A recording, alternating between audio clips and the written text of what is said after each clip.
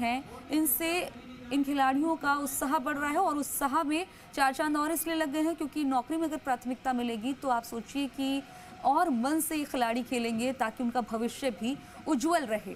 और इसी के साथ वो प्रदेश और देश के नाम को भी रोशन करने के लिए खेलेंगे।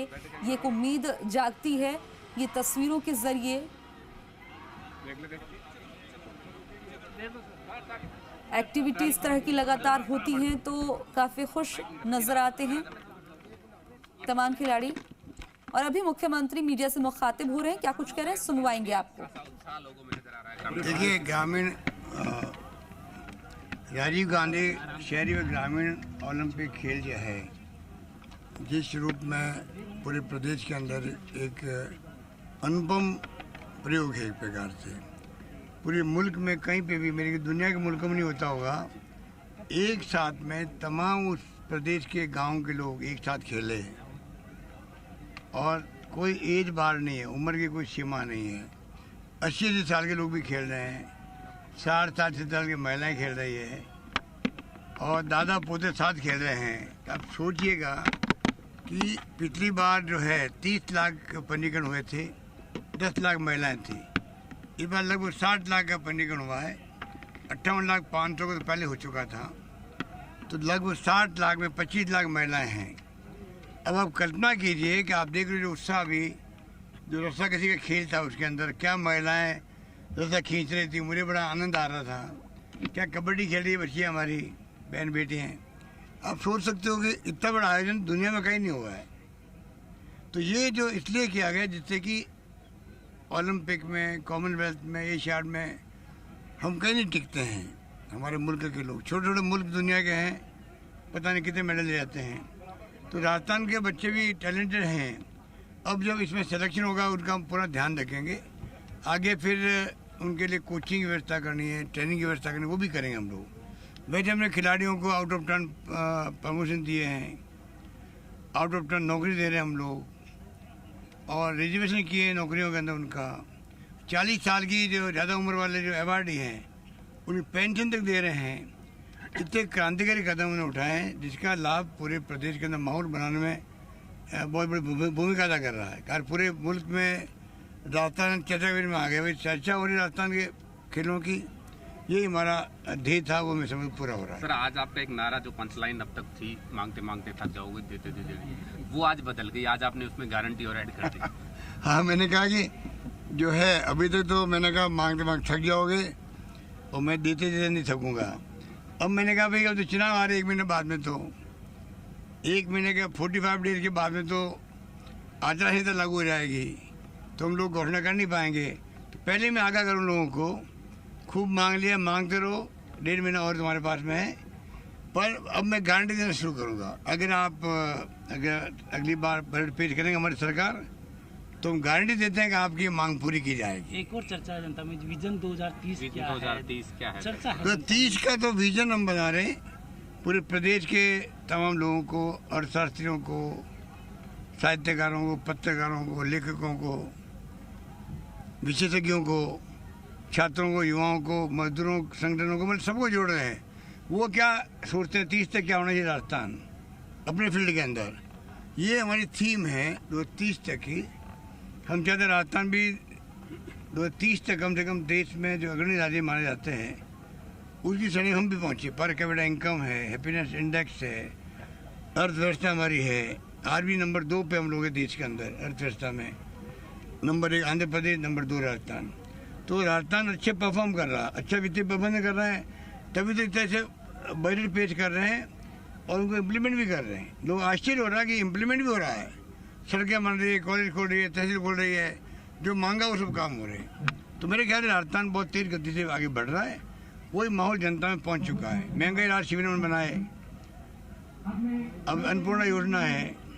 आप कल्पना कीजिए महंगाई के दौर में जो हमने उनको मोबाइल फ़ोन दे रहे हैं, अन्नपूर्णा योजना किट दे रहे हैं, 500 में गैस सिलेंडर दे रहे हैं, 25 लाख का बीमा कर रहे हैं, गायों का बीमा अलग कर रहे हैं। जो गाय मर गई उनके लिए लंपी रोग में 40,000 रुपये दिए हमने। गौशालाओं को अनुदान अलग दे रहे हैं। नौजवानों के लिए अनुपति योजना है, स्कूटी है, छात्राओं के लिए।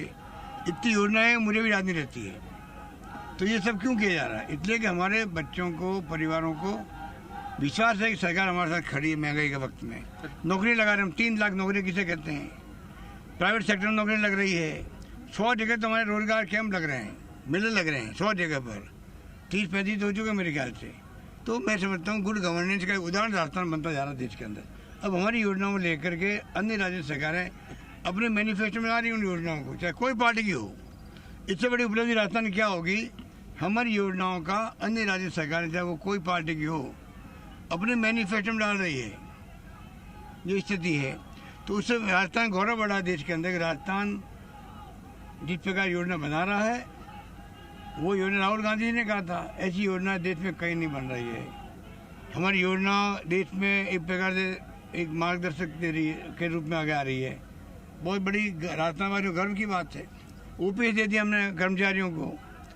अब ओपीएस इतनी पॉपुलर स्कीम नहीं है, बल्कि कहना चाहिए कि मानवीय दृष्टिकोण जरूरी था। वो हमने घोषणा करी है, केंद्र सरकार खुद अभी तक फंसी हुई है। अब वो कमेटी बनाती है, कुछ कर नहीं पा रही है। अल्टीमेटली मैं कहना चाहूँगा, मानवीय दृष्टिकोण से केंद्र को आगे आना चाहिए, सबको ओपीएस देना चाहिए। राज्यों में जहाँ उनकी सरकारें हैं, आरजीएसएस हमने लागू किया, सीजीएसई की तरह वो स्कीम लागू हो पूरे देश के अंदर कर्मचारियों के लिए। कर्मचारी 35-36 साल नौकरी करता है, बुढ़ापे का उसको लगे भाई हाँ मैं सुरक्षित रहूँगा इलाज के लिए भी और मेरी पेंशन के लिए भी, ये तो हक उसका बनता है। तो मेरा मानना है कि जो हमने योजना लागू की है, सोच समझ के की है, बहुत बड़ा इम्पैक्ट उसका है। सर, जिन योजनाओं से राजस्थान नंबर 1 पे आया, मिसाल बनी योजनाएं, बीजेपी उन्हीं को लेकर निशाना साध रही है कि चुनावी रेवड़िया बांटी जा रही है। बीजेपी के पास कोई है नहीं, कुछ कहने को नहीं है। हम चाहते हैं निशाना साधते रहे, हम खुद चाहते हैं। हमारा एजेंडा बना हुआ है ये नैरेटिव, और बीजेपी वाले उस पर अटैक करते जाएँ। जितना वो अटैक करेंगे हमें लाभ मिलेगा, क्योंकि जनता तक वो योजनाएँ और गहराई से पहुँचेगी। सोचने का मौका मिलेगा भाई कौन सही है, कौन गलत बात बोल रहा है। तो हमें कोई दिक्कत नहीं उससे, हम चाहते हैं कि जम के बोले। ईडी भी सक्रिय है प्रदेश में ईडी भी सक्रिय हो रही है सर, जो चुनाव का। अब ईडी इनकम टैक्स सीबीआई का हम इंतजार ही करते रहते हैं पहले से ही, कभी कभी आएगी। जहाँ चुनाव जाते हैं वहाँ पहले ईडी आती है, इनकम टैक्स आता है, सीबीआई आती है।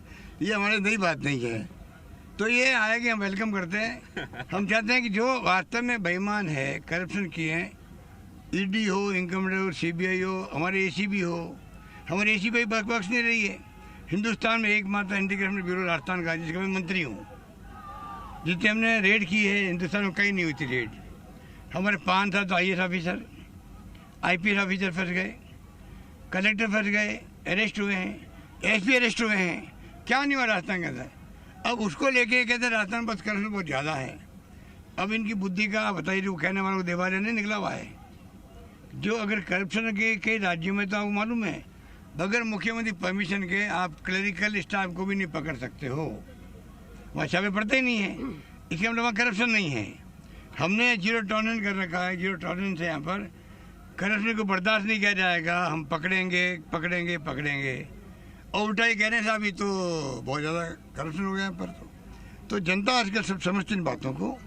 हमने एफआईआर कंपल्सरी कर दी, और हिंदुस्तान में कोई कंपनी है ही नहीं, वो लोग जाते नहीं है दर्ज करवाने के लिए एफआईआर को, कोई होती नहीं एफआईआर दर्ज। हमने किया, प्रयोग किया, फरियादी को न्याय मिले। अब उसको लेके वो कहते रहे केस बढ़ गए। नंबर बढ़ना स्वाभाविक है, जब हमने किया है उसका फ़ायदा अगर आप देखें एनसीआरबी के बुक के अंदर पाएंगे आप, उसका बहुत बड़ा लाभ मिला है। महिलाओं के अत्याचार में भी हो, चाहे क्राइम हो, रेट हो, हमारी हर क्षेत्र में हमने, मैं समझता हूँ अन्य राज्यों के मुकाबले में काफ़ी आगे निकले हैं। हमारा परफॉर्मेंस ज़्यादा अच्छा है, कंट्रोल हुआ, क्राइम कंट्रोल हुआ है।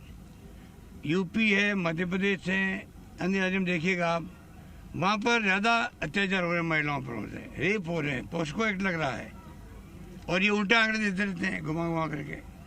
तो मैं समझता हूँ ये पोल खुलती जा रही है। एक और हर बार कोई भी घोषणा करते हैं, जनता की राय मांगी जाती है, चाहे 2018 में जन घोषणा पत्र हो, या फिर अब जो नया जन घोषणा पत्र तैयार किया जाएगा इस बार भी, इसको लेकर कुछ राय मांगी जाएगी जनता से, या फिर किस तरह से जन घोषणा पत्र तैयार करने का जो प्लान है? अब तो इतने प्रोग्राम कर रहे हैं, राय हम लोग जाते ले ही रहे हैं। एक अभियान शुरू हो गया हमारा, महंगाई राशि 2 महीने चले हैं, और भी अभी चल रहे हैं। मोबाइल फ़ोन के कैंप चल रहे हैं हमारे, अन्नपूर्णा योजना शुरू हो गई है, तो वो भी है। उसके अलावा प्रदेश कांग्रेस कमेटी अपने तरीके से अपनी राय लेगी।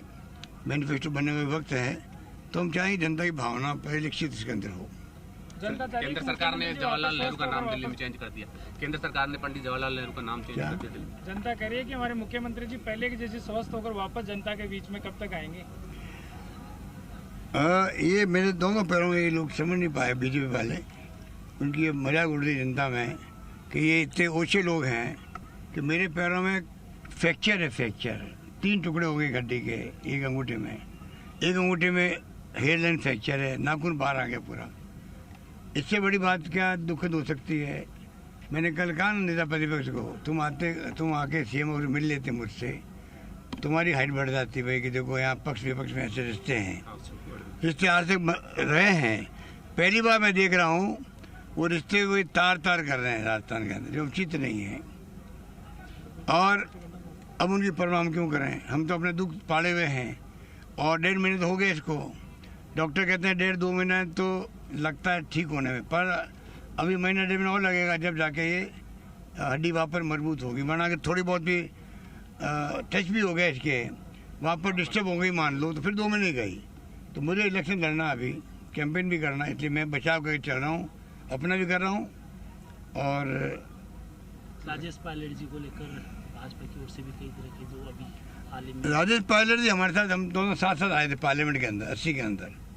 हम काफ़ी करीब से जानते, एक दूसरे को जानते थे। इसलिए इस प्रकार की बेहुदा बातें जो कर रहे हैं मालवीय, मिस्टर मालवीय जो उनका है, उनका धंधा यही है, झूठ बोलना, फेक न्यूज़ फैलाना। अब पूरे देश में वो बुद्धिजीवियों में एक्सपोर्ट हो गया है और बीजेपी के लिए वो एसेट नहीं, लाइबिलिटी बन चुका है। अब बीजेपी को हटाया नहीं हटाया हमें मतलब नहीं है।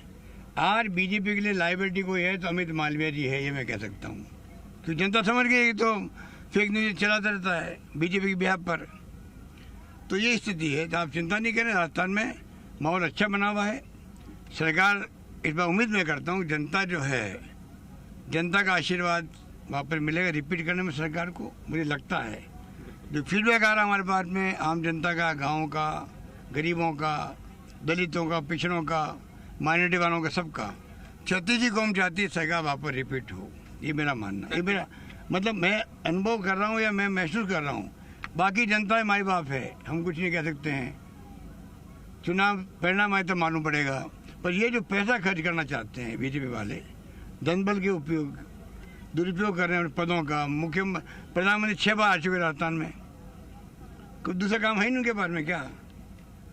गुजरात चुनाव हो रहे तो आप 6 महीने जा रहे हो, अप एंड डाउन कर रहे हो। और प्रधानमंत्री इतना बिजी होता है पर्सनैलिटी, और भी काम होते हैं देश और दुनिया का राज करने के लिए, वो खाली चुनाव में घूमते रहते हैं। मणिपुर में आग लगी हुई है, 2.5-3 महीने से परवाह नहीं करी। और कर्नाटका, कभी हिमाचल, कभी राजस्थान, कभी गुजरात, उसमें घूमते रहते हैं। अरे मणिपुर तो हमारा राज्य है भाई, आप उसे कंपेयर करो राजस्थान को और छत्तीसगढ़ को। ये तो मैं समझता हूँ प्रधानमंत्री नरेंद्र मोदी जी, मैं उम्मीद कभी करता ही नहीं था कि ये अपनी राजनीति चमकाने के लिए, प्रदेश की चुनाव जीतने के लिए इस स्तर पे जाएंगे वो, कि मणिपुर में जो आग लगी हुई है, मणिपुर जल रहा है, उससे आप मतलब कंपेयर करो राजस्थान को, छत्तीसगढ़ के मुख्यमंत्री को आप सलाह दे रहे हो। ये तो बहुत दुखद बात है। मेरे मित्र होने का दावा भी करते हैं भाषणों के अंदर, और ये मित्रता ये नहीं बताते हैं कि अपने अपने मित्र के राज्यों को बदनाम करो आप। ये कहाँ की समझदारी है बताइए आप? ये जनता सब समझ देख रही है, और मैं समझता हूँ सबको सबक सिखाई जनता इस बार।